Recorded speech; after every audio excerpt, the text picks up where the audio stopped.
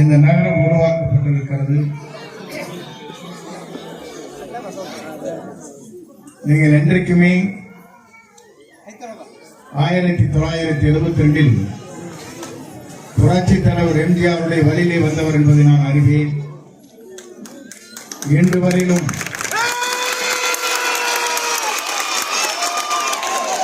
புரட்சி தலைவர் அம்மாவுடைய வழியிலே நின்று நாம் அனைவரும் பணியாற்றினோம். ஆனால் இன்றைக்கு இயக்கத்திலே அடிப்படை உறுப்பினர் நீக்கப்பட்டிருக்கிறார். 50 ஆண்டு காலம் இந்த இயக்கத்திற்காக உழைத்தேன். இப்போது இளைஞரின் எழுச்சி நாயகனாக இருக்கிற விஜய் அவருடைய இயக்கத்தை நாம்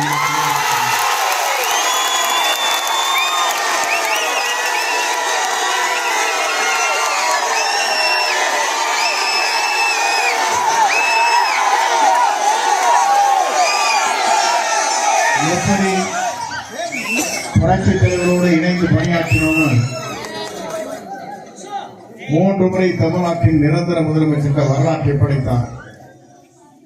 புரட்சித் தலைவருடைய வழியில் புரட்சித் தலைவர் அம்மா அவர்கள் பல்வேறு திட்டங்களை தமிழகத்தில் நிறைவேற்றி நாம் நம்முடைய தாயை மட்டும்தான் அம்மா என்று அழைப்போம். ஆனால் உலகத்திலே வாழ்கிற அத்தனை பேரும் அம்மா என்று அழைக்கக்கூடிய ஒரே தலைவி புரட்சித் தலைவர் அம்மா.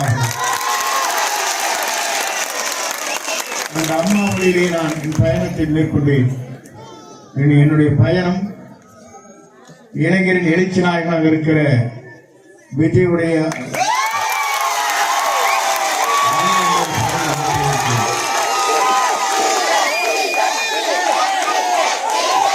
எல்லோரும் நினைத்தார்கள். உங்கள் நல்லாசையோடு உங்கள் ஆதரவோடு அந்த பணியை நான் நிறைவேற்றி வருகிறேன். எல்லோரும் இன்று ஒருமனதாக நாளை ஆட்சி மாற்றத்தை நாம் எதிர்பார்த்துக் கொண்டிருக்கிறோம். இங்கே சில பேர் வந்தார்கள். நான் அதைத்தான் இன்றைக்கு சொன்னேன். ஒரு நாள் ஒருவரை ஏமாற்றி விடலாம், பல நாட்கள் ஏமாற்ற முடியாது. புரட்சி தலைவர் அதைத்தான் சொன்னார். புரட்சி தலைவர் அம்மாவும் அதைத்தான் சொன்னார். இந்த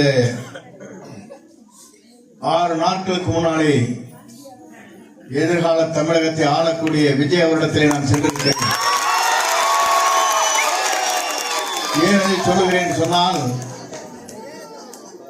30ஆம் தேதி இங்கே ஒரு கூட்டம் ஒன்று நடைபெற்றது. செங்கோட்டையனுக்கு பின்னாலே ஒருவர் கூட இல்லை என்றார். இங்கே பாருங்கள் எவ்வளவு பேர்.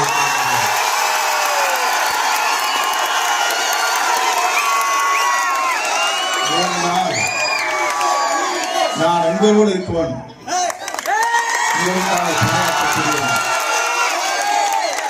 உங்களுக்காக ஒரு சட்ட திருத்தத்தை கொண்டு வந்தேன். 8ஆம் வகுப்பு முடித்திருந்தால் மட்டும்தான் லைசன்ஸ். இது உங்களுக்கு கொண்டு வந்த திட்டம். இன்றைக்கு தமிழகத்திலே மட்டும் இந்தியாவில் நீங்கள் 73 பேருக்காக கொண்டு வந்த திட்டம் 1 லட்சம் பேர் இன்றைக்கு தமிழ்நாட்டில். ஏன்னு சொன்னால் எவ்வளவு துன்பங்களும் இடர்பாடுகளை நீங்கள் பயணங்களை மேற்கொண்டீர்கள். அதே போல தமிழ்நாட்டில் இருந்து வரும் பயணங்களை மேற்கொண்டார். நீங்கள் வருவாய் ஈட்டி வருகிற போது காவல்துறையை சார்ந்தவர்களை எல்லாம் இந்திய லைசன்ஸ் என்று கேட்பார்கள். ஆனால் இந்த அதிகாரத்தை 73 பேர் மட்டுமல்ல 1 லட்சம் பேர் இந்தியாவிலே வாழ்கிறார்கள். விட்டுட்டவரே நீங்கள் தான். நீங்கள் என்றால் அவர்களுக்கு அந்த வாய்ப்பு கிடைத்திருக்காது. நான் எதற்காக சொல்றேன் சொன்னால், இந்த புனித பெயரை வைத்திருப்பது புரட்சித் தலைவர் எம்ஜிஆருடைய புனித பெயர். மக்களுக்காக வாழ்ந்தார். மக்களோடு திட்டங்களை நிறைவேற்றினார்.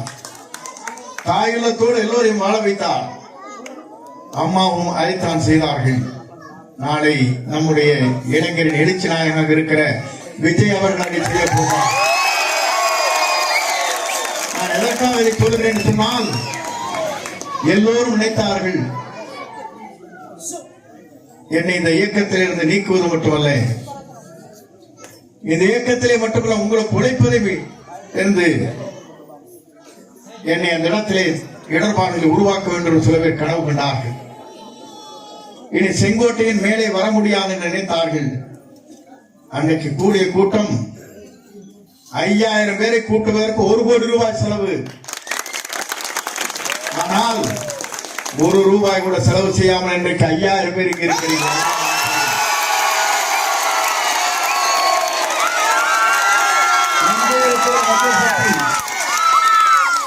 வெவ்வேறு இடங்களில் கோயம்புத்தூரிலிருந்து, திருப்பூரிலிருந்து, காங்கேயத்திலிருந்து, சென்னிமலையிலிருந்து, மேட்டுப்பாளையத்திலிருந்து, சேலத்திலிருந்து கூட்டத்தை கூட்டி வந்தார். ஆனால் இங்க இருக்கிற உங்களுடைய சக்தி என்ன என்பதை அவரால் புரிந்து கொள்ள முடியவில்லை. உங்கள் சக்தி எவ்வளவு நீங்கள் நினைத்தால் எதை வேண்டுமானால் உங்கள் சக்தியால் முறியடிக்க முடியும். நீங்கள் நினைத்தால் எதை வேண்டுமானால் மாற்றி காட்ட முடியும். ஆனால் புரட்சி தலைவருடைய அம்மாவுடைய தயவால் ஆட்சி கட்டளை அமர்ந்தவர்கள் பலமுறை அவர்கள் தேர்தலில் போர்க்களம் இங்க இருக்கிற தேர்தலில் இருக்கின்ற போது வெற்றி என்ற இலக்கை எட்ட முடியவில்லை. ஆனால் புரட்சி தலைவர் எப்படி வெற்றி காட்டினாரோ, புரட்சி தலைவர் எப்படி வெற்றி காட்டினார்களோ அதே போல இளைஞரின் எழுத்து நாயகனாக இருக்கிற மக்கள் சக்தியோடு விஜய் அவர்கள் எந்த சக்தியாலும் நிறுத்த முடியாது. இதை போல் புரிந்து கொண்டிருப்பார்கள். ஏனென்று சொன்னால் அன்றைக்கு சொன்னார்கள், நாமக்கல் நடைபெறும் நிகழ்ச்சியில் பெரிய கட்சி நம்மிடத்திலே வந்துவிட்டது, அங்கே கொடி அசைத்துக் கொண்டிருக்கிறார்கள், பாருங்கள் பிள்ளையார் சொல்லி ஓட்டு விட்டது என்று சொன்னார்கள். இப்போது பிள்ளையார் சொல்லி அல்ல, வேறு சொல்லி போடப்பட்டிருக்கிறது. நாளை சொல்வதற்கு கனவு கண்டார்கள். எல்லோருடைய முதுகை ஏறி சவாரி செய்யலாம் என்று சில பேர் கனவு கண்டார்கள். ஆனால் மக்களாக இருக்கிற உங்கள் சக்தி விஜய் அவர்களை தமிழ்நாட்டுடைய முதலமைச்சராக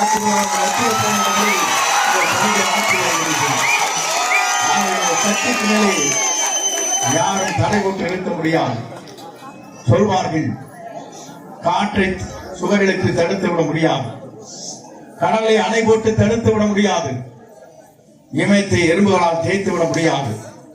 அதே போல உங்கள் சக்தி என்பது இந்திய நாட்டின் வரலாற்றில் ஒரு பெரும் மாற்றத்தை உருவாக்குற சக்தியாக இந்த எம்ஜிஆர் நகம் அமைய போகிறது.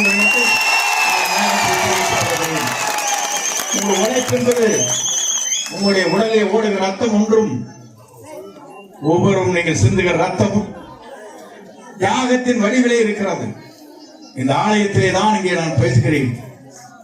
யார் வந்தாலும் இந்த ஆலயத்திற்குள்ளே தான் இருந்து விட்டு செல்ல வேண்டுமே தவிர மற்றொரு இல்லத்திற்கு சென்று பேசலாம்.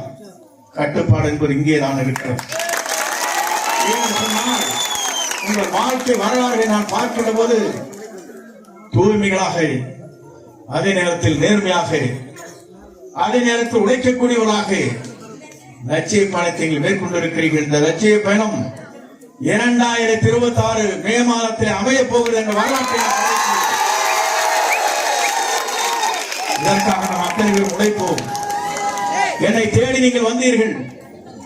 அப்போது அங்கே கொடுக்கப்பட்டிருக்க இடம் சரியாக இல்லை, பெரிய இடத்தை தார வேண்டும் என்று எனக்கு செய்திகள் வந்தவுடனே அங்கே சென்றேன். அதன் மூலமாக உங்களை சந்திக்க முடியவில்லை. எங்கள் இல்லத்திற்கு வந்தீர்கள், அலுவலகத்திற்கு வந்தீர்கள். அதற்கு கோடான கோடி நன்றி வணக்கங்கள்.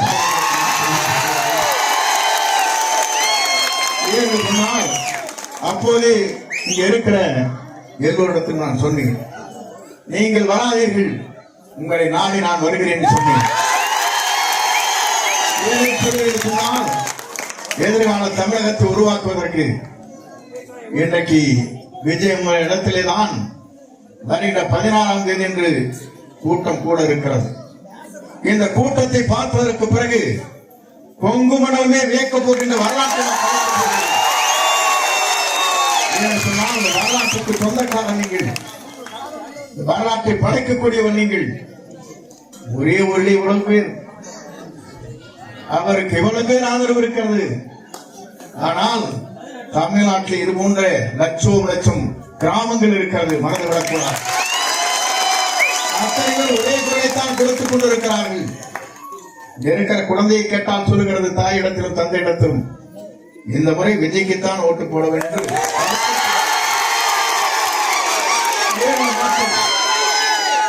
ஆண்டவனை ஆள வேண்டுமா?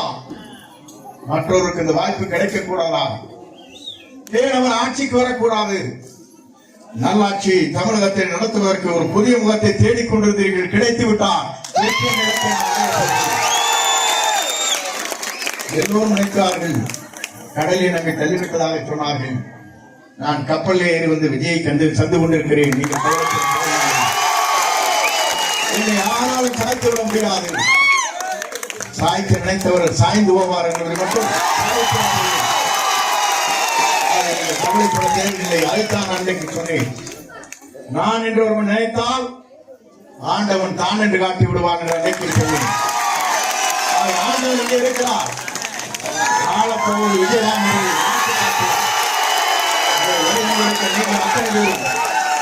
ஒரு மனதோடு என்றைக்குமே உங்கள் வாக்களை சிந்தாமல் சிதறாமல் வாக்களை அளித்திருக்கிறீர்கள். நிறைவேறவில்லை. நமக்கு சின்னம் கிடைக்கப் போகிறது எனக்கு தெரியும். ஆனால் வெளியே சொல்லக்கூடாது. ஆணை வரும் வரையிலும் அந்த சின்னத்தை பார்த்ததற்கு பிறகுதான் நாடே வியக்கப் போகிறது, நாடே அஞ்சப் போகிறது. ஏன் என்று சொன்னால் இவரை வெல்வதற்கு இனி தமிழகத்திலே எந்த